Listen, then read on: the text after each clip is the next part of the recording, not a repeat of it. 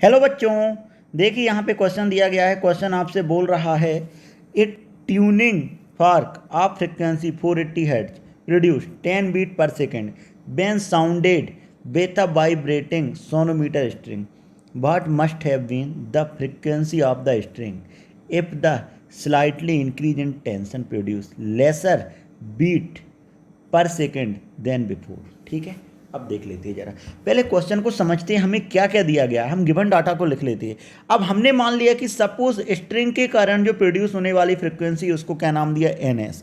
N S मैंने मान लिया कि मेरे पास किसका फ्रिक्वेंसी है, frequency of string. Clear.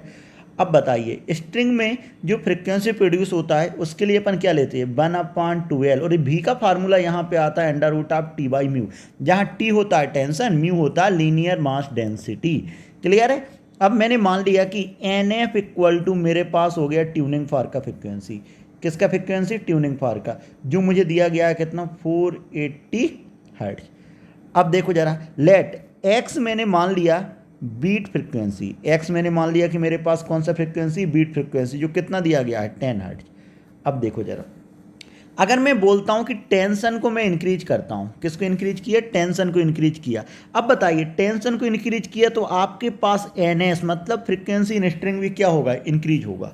Clear है। अब देखो, अगर एन एस इंक्रीज होगा तो अपन क्या लिख सकते हैं, आपसे बोला गया है कि बीट फ्रिक्वेंसी क्या हो रहा है, डिक्रीज। तो अपन एक क्वेश्चन में दिया गया है कि भाई हमारे पास बीट फ्रिक्वेंसी को क्या करना है, डिक्रीज करना है। अब एन एस तो यहाँ पे क्या हो रहा है, इंक्रीज हो रहा है। अब देखो जरा, क्या लिख सकता हूँ, N S minus N F equal to X. X का वैल्यू डिक्रीज करना है, बट एन एस मेरे पास इंक्रीज हो रहा है, तो ये वाला केस तो मेरे पास नहीं हो सकता, ये नॉट पॉसिबल।